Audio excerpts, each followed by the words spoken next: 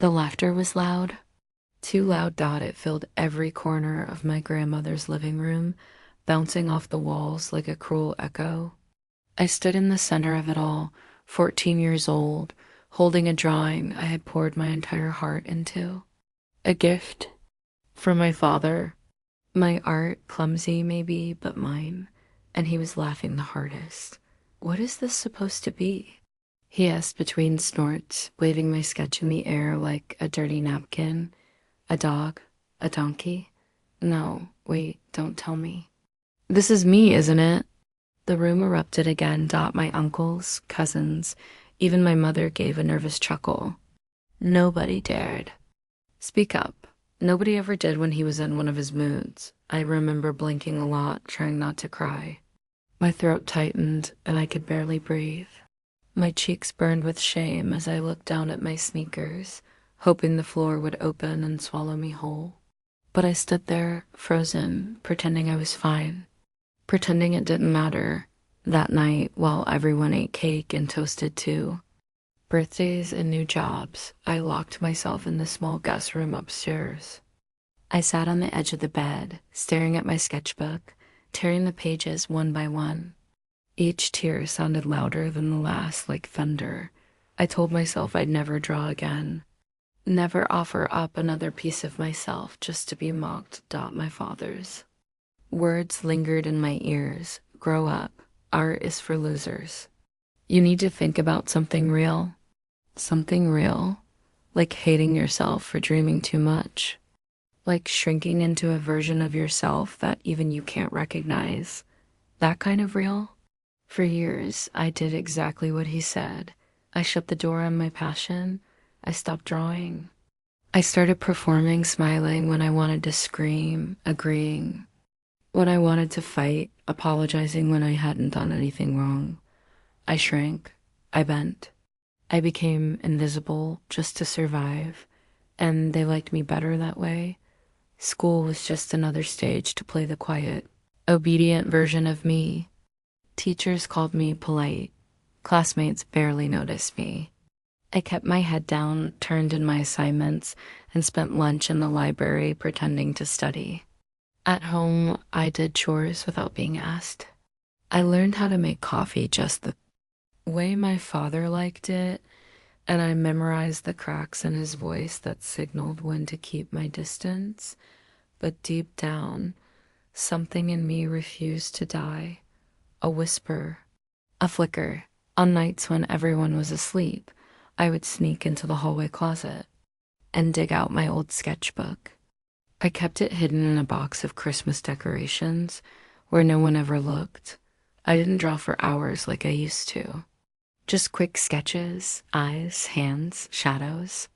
Like testing a wound to see if it still hurt. It always did. But pain wasn't the enemy. Silence was. One night I drew my father, not as he looked, but how I saw him, larger than life, with a mouth too big and eyes too small, made of thunderclouds and sharp edges. I didn't show it to anyone. I tore it up after I finished.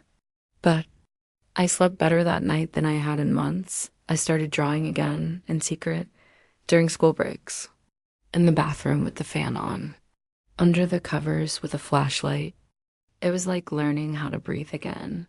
Then came the scholarship flyer. It was posted on the back wall of the school library.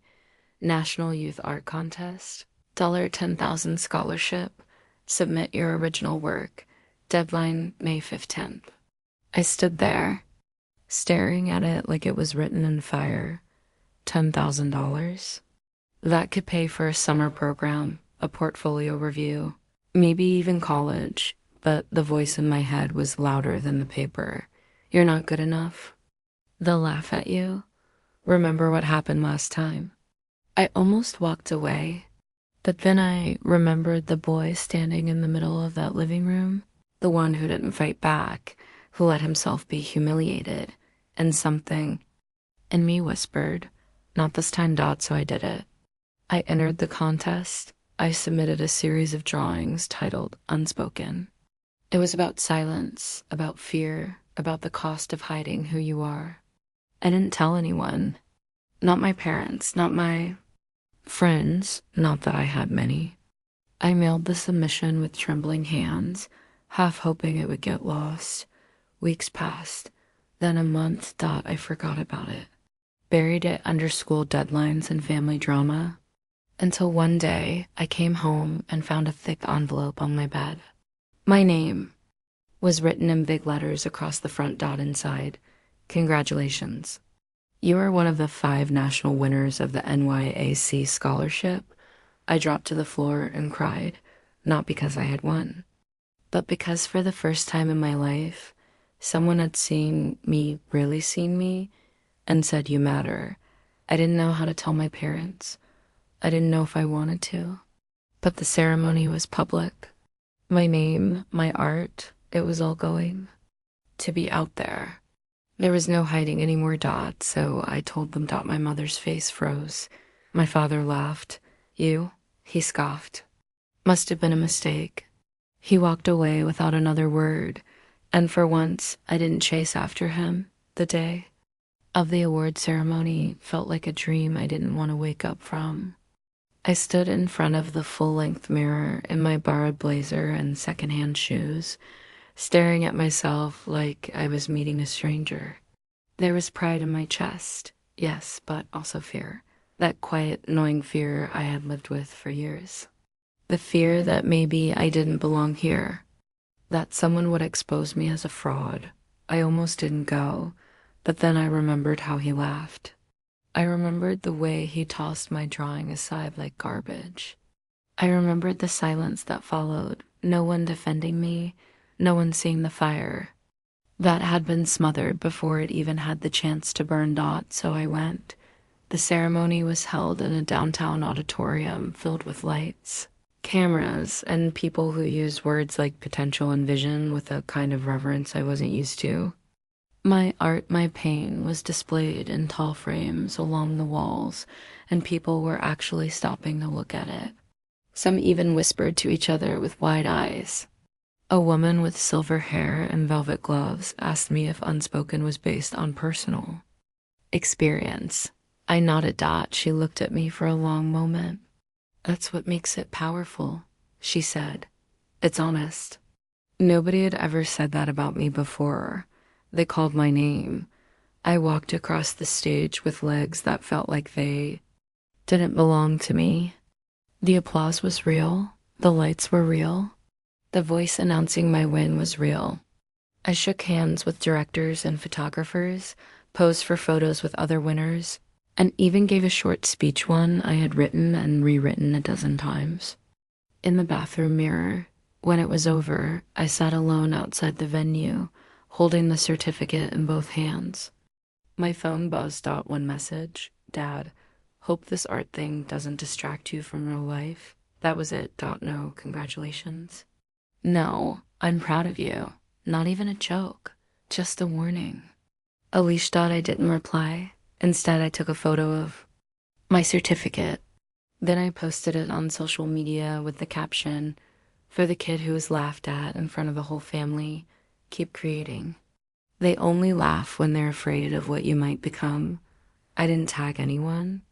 I didn't need it up. By the next morning, the post had gone viral. Thousands of likes, hundreds of comments. People from all over the country were sharing their own stories, how they were mocked for dancing, painting, singing, dreaming. It felt like a wave of people saying, "Me too.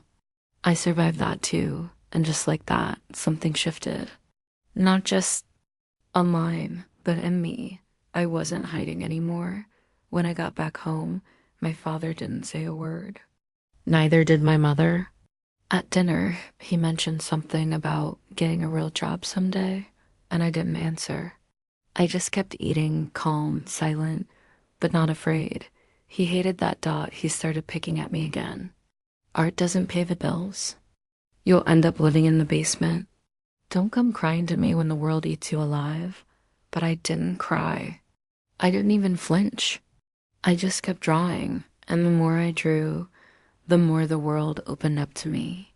That scholarship led to summer programs, mentorships, commissions. I started building a portfolio, real clients, real income. A professor from an arts college reached out and offered to help me apply with a full recommendation. Things were happening fast, and for the first time, they were happening because of who I was, not despite it. I was invited to speak at a youth arts summit. It was live streamed to over 20,000 students around the country. I told the story of the boy who got laughed at in a living room full of people who were supposed to love him. I told them that sometimes the world won't understand your dream, but you don't owe them understanding. You owe yourself belief. Afterward, I got a message from my cousin. Yo, I remember that night at Grandma's. I should have said something. I'm sorry, man. You didn't deserve that. One by one, the messages came in from people who were there that night. People who had laughed. People who had stayed silent. Now, they were all watching, seeing my name in interviews, seeing my face on banners, seeing the same art they mocked being celebrated. And they were quiet. It's funny, isn't it? How loud humiliation can be and how much louder success is when it doesn't need to shout. Thought that would be the end of it. But then came the reunion at my grandfather's 80th birthday. A big family gathering. One of those events where everyone is dressed up, pretending nothing ever happened between them. Smiles like masks. Politeness like poison. I wasn't going to go, but part of me wanted them to see, not out of spite, out of truth. I wanted them to see who I had become. So I went. I wore a blazer tailored to fit me. Not borrowed this time, mine. I brought a printed portfolio under my arm because I knew someone would ask what I was up to these days. And when they did, I would be ready. My father saw me walk in and raised an eyebrow. He didn't smile. He didn't need to, because I wasn't looking for it anymore. They all asked questions about the contest, about the scholarship, about the interviews. My aunt kept saying, wow, you've really grown up, like I'd just come back from a war. In a way, I had then came the moment I hadn't prepared. For my grandmother, bless her honesty, stood up with a glass of champagne and said, can we take a moment to recognize how far our boy here has come? Remember that drawing he made years ago? The one that made everyone laugh? The room went still. I looked around. My father sat with his arms crossed, unreadable. She continued, well, I've got news for you all. That boy just signed a contract with a national publisher. His graphic novel is coming out next spring. Real bookstores, real shelves, real readers. Gasps, applause, and then silence.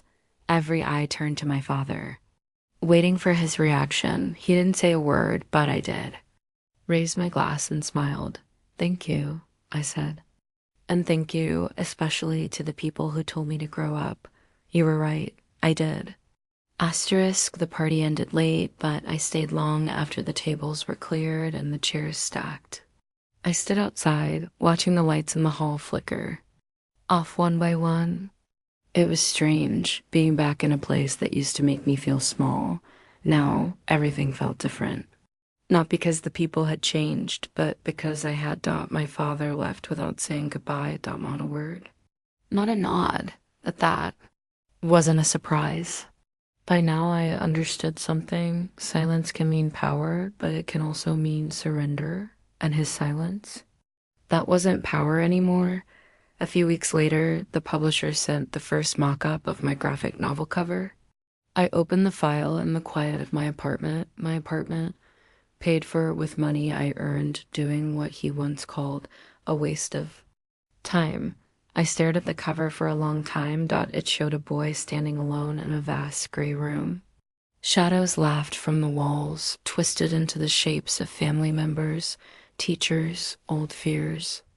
But the boy held a pencil in his hand like a sword, and light was breaking through the cracks in the ceiling. This was mine. I sent it back with approval. That night, I walked around my neighborhood with a notebook and my jacket, scribbling story, ideas under street lamps. I passed couples walking dogs, old men sitting on stoops, a group of teenagers filming a TikTok on the corner. Nobody knew me, but I felt seen anyway. Because I was finally living in a world I had built, not one that was forced on me, but the past has a way of clawing back. It started with a voicemail. My mother.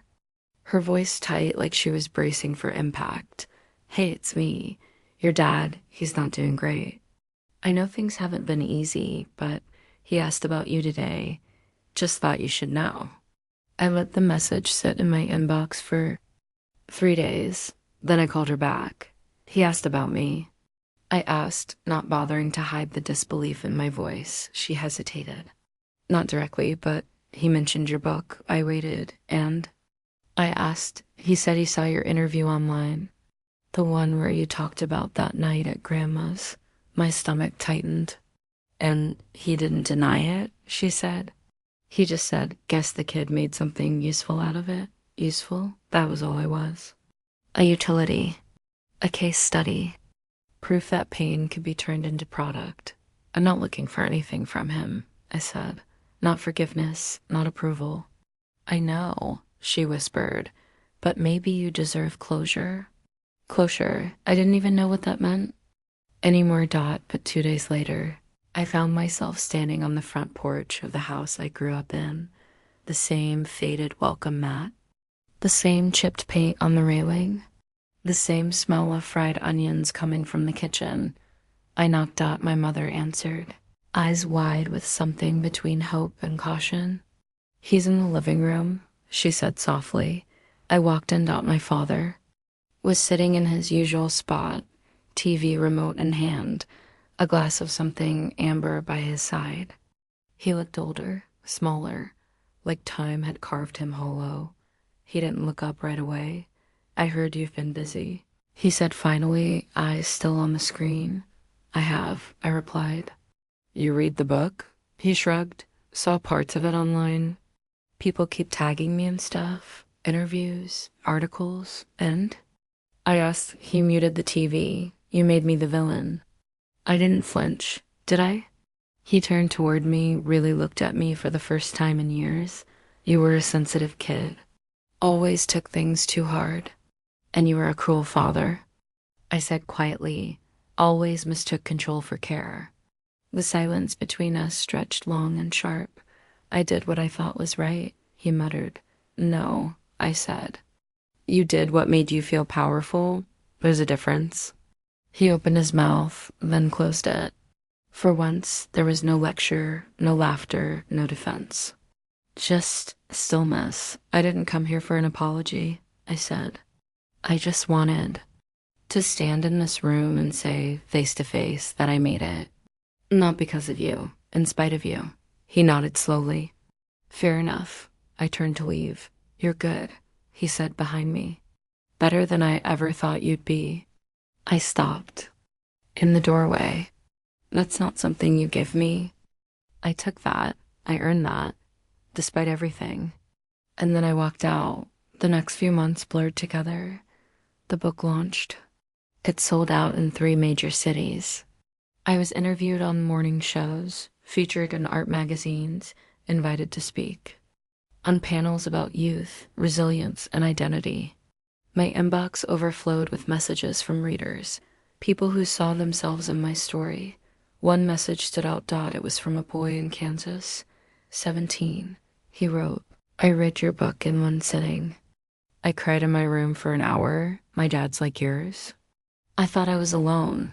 I'm not. Thank you. That's when I knew this wasn't just about me anymore. I started a series online, Letters to the Kid I Used to Be.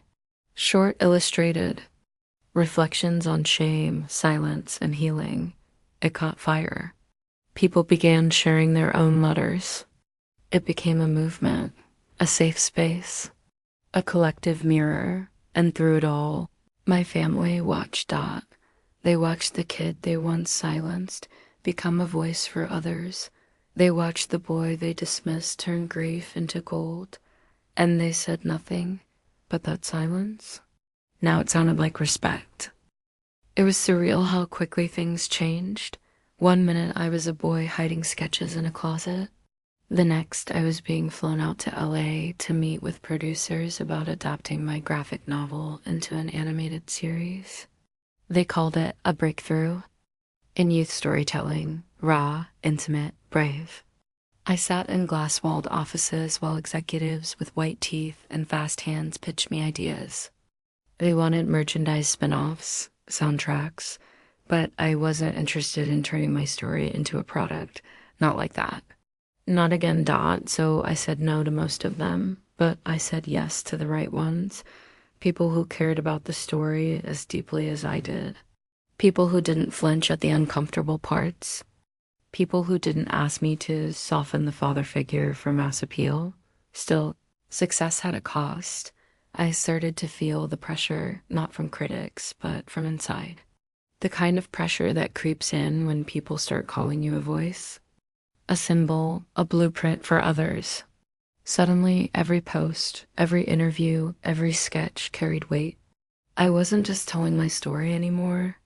I was representing something that scared me more than failure ever did. It began to wear me down. I was touring, speaking, drawing on deadlines that got tighter every week. I started missing meals, missing calls, missing moments with people I cared about. The very things I'd fought to have, the voice, the stage, the eyes of the world, was now afraid of losing and then, just when I thought I had found solid ground, it happened out of betrayal. I never saw coming. My uncle, one of the same men who laughed at me that night all those years ago, was now working with a local youth foundation. He reached out one day, pretending to make amends, saying he wanted me to speak at one of their events. Said he admired what I'd done, that the past was the past. Naively, I agreed. I flew back to my hometown, stood in the community center gym under flickering lights, ready to speak to a crowd of young artists. What I didn't know was that the foundation was backed by a group of donors who had not read my work and who had no interest in hearing about trauma, silencing, or emotional abuse. They wanted inspiration without the truth. I walked up to the ready to tell my story, the full one, the ugly one. 5 minutes in, I noticed my uncle on the side of the stage, gesturing wildly. I ignored him. Then the mic cut out. They said it was a technical issue. But it wasn't. I saw the organizer take my speech off the podium. I saw the look on her face, the same tight, polite smile I'd seen all my life after the event. My uncle pulled me aside. "You should have stuck to the art stuff," he hissed. "Nobody wants to hear about old wounds." Old wounds. That night, I went back to my hotel room and stared at the ceiling for hours. I felt hollow, used, like my truth had been repackaged into something safe for public consumption. And I had let it happen. I almost quit.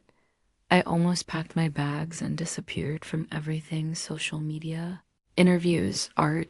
It felt like the world didn't want the truth after all. Just a marketable version of pain.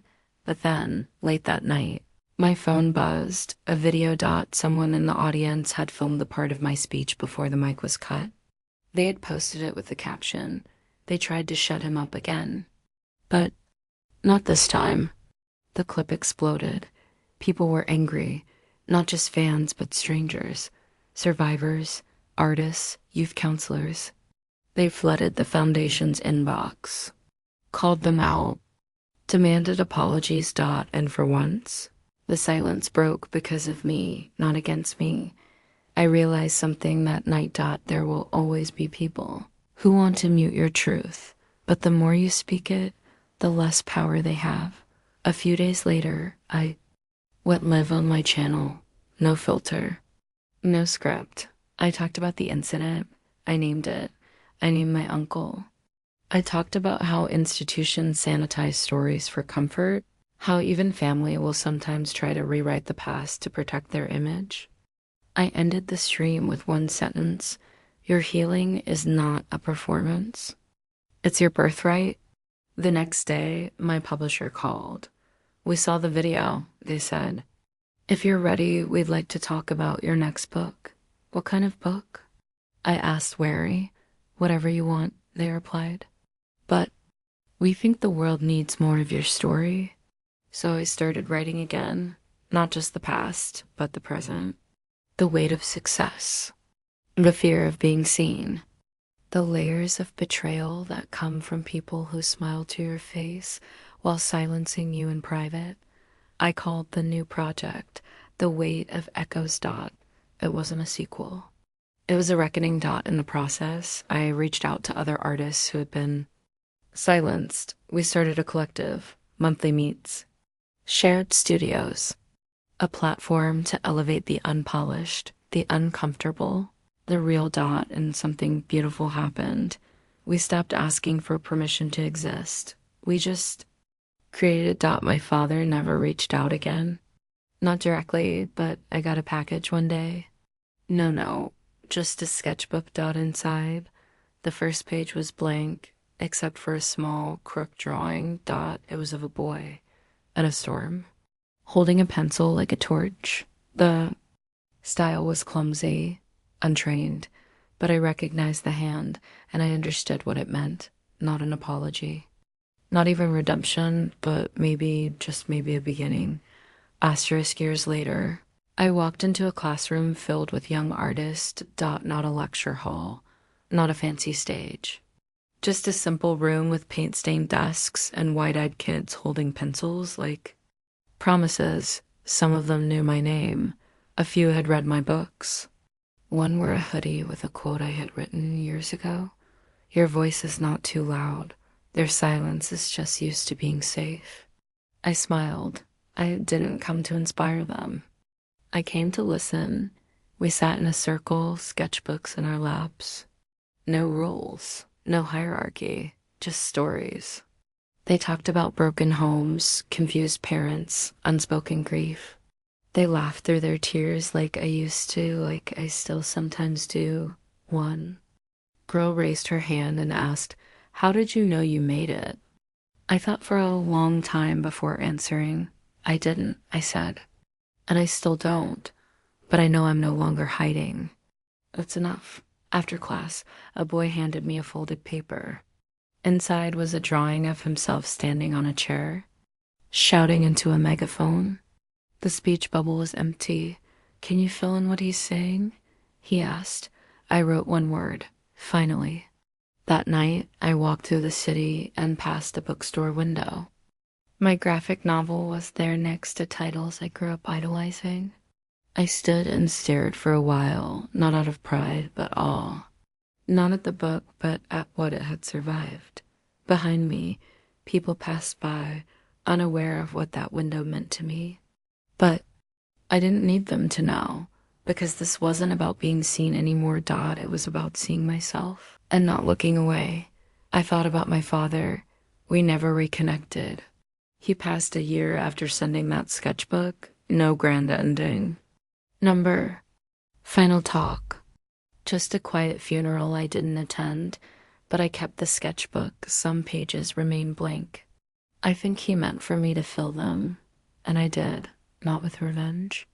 Not with answers. But with new stories of kids finding their voices, of silence breaking, like glass, of families choosing healing instead of history. People ask me now what my legacy will be. I tell them, it's not what I leave behind. It's what I set free. And somewhere in some living room, there's a kid being laughed at, shamed, silenced. But maybe, just maybe, my story will find its way to them, and they'll pick up a pencil and draw anyway.